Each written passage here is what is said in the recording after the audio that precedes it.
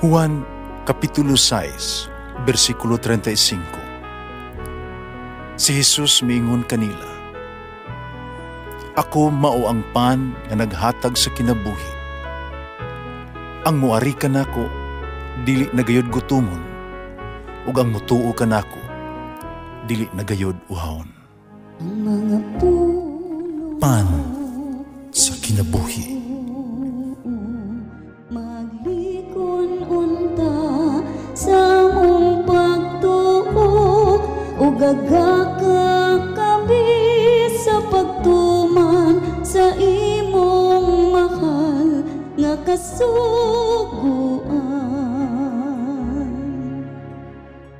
Ginoo man kaninyo. Santos ng Ebanghelyo sumala ni San Juan. Si Jesus miyahat sa langit ug miingon, "Wala ko magampo alang lamang kanila, kundili alang usab ni adtong mutuo kanako tungod sa ilahang mensahe. Nagampo ako na mausa unta sila. Amahan, mausa unta sila dinhi kanato. Ingon ikaw ania kanako, wa ko anaa kanimo.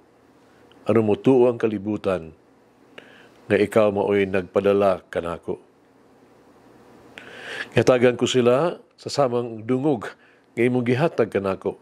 Haron sila mausa, ingon ikaw ako usara.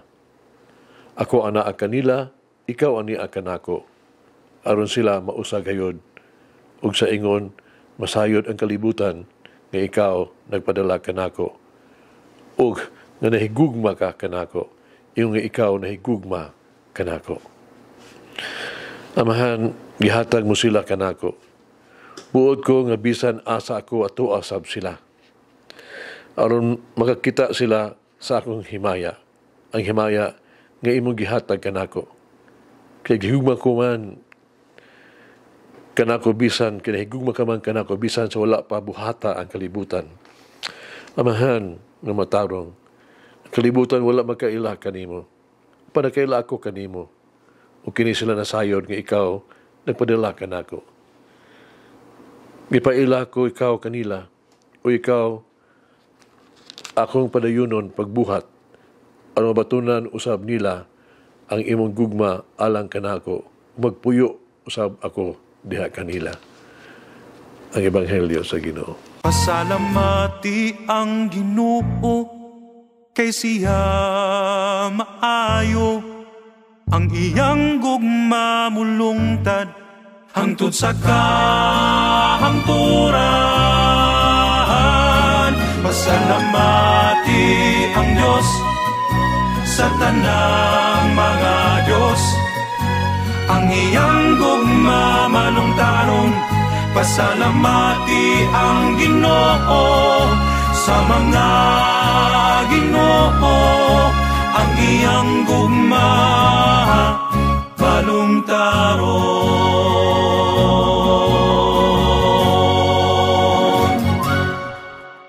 At ang higayon nga ako makadawag kong bago kong assignment sa laing parokya. Kinunay ko mag-ampo ba? Kaunta, mapanlaginan unta ako. Nga uusa ka maayong parokya ba? Nga mga tao ligo nagpagtuo, mga tinabangon. Sa akong eksperyensya, hindot kayo kung usa ka parokya bitaw, no? Mga tao diha magkahiusa, yes mag-ampo, niya magtinabangay.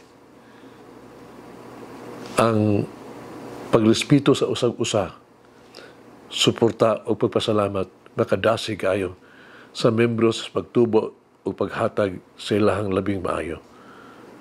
Apan kung mapatigbabaw gani ang panag-indigay, panag-away, ang misyon sa pagmantala sa Ebanghelyo sa gugma, pumabagan yun o magsumpaki usa ka kontra pagsaksi sa gingharian sa Dios.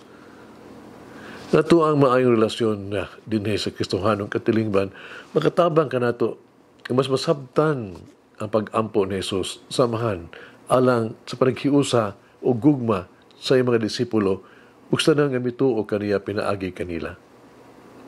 So diyan gisugdan ni Jesus ang iyang public ministry. Mitukod siya usa ka komunidad, katilingban, ug sa iyang gipili nga mga sumusunod.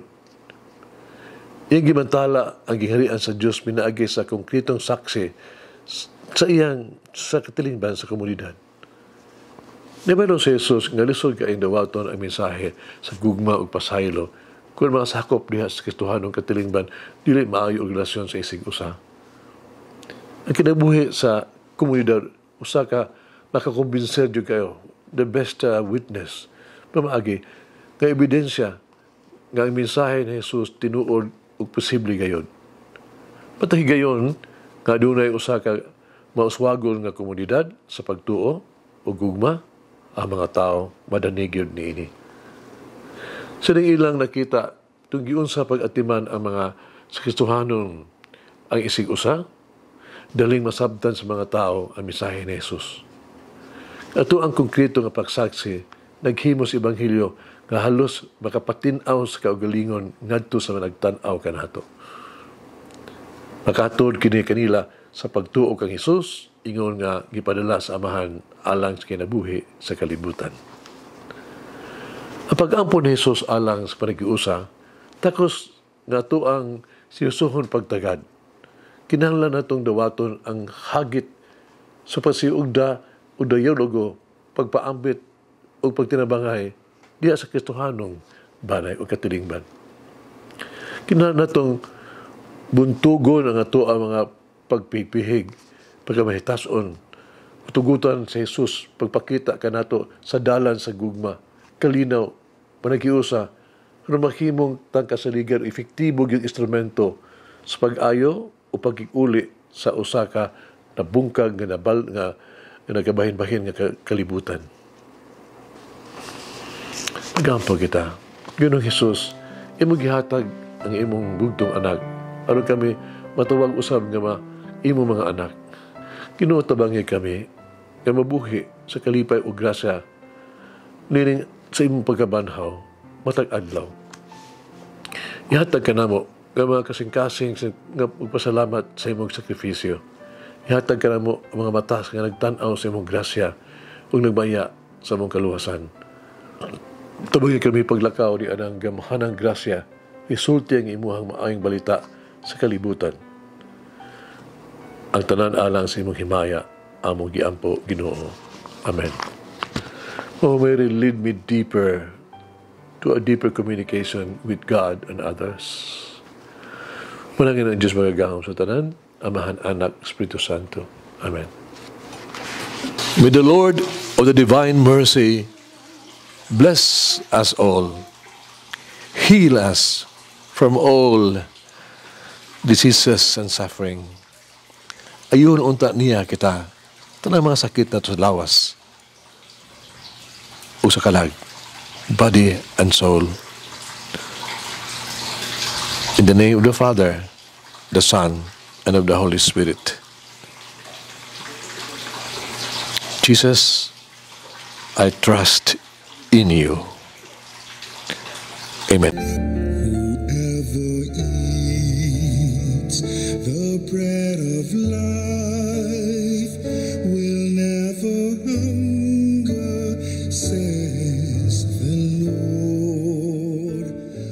Kay galaan inyong nabati ang pagpaambit ug hamubong pamalandong sa pulong sa Dios pinaagi sa tulumanon pan sa kinabuhi nga gidumala ni Monsignor Daddy Silva.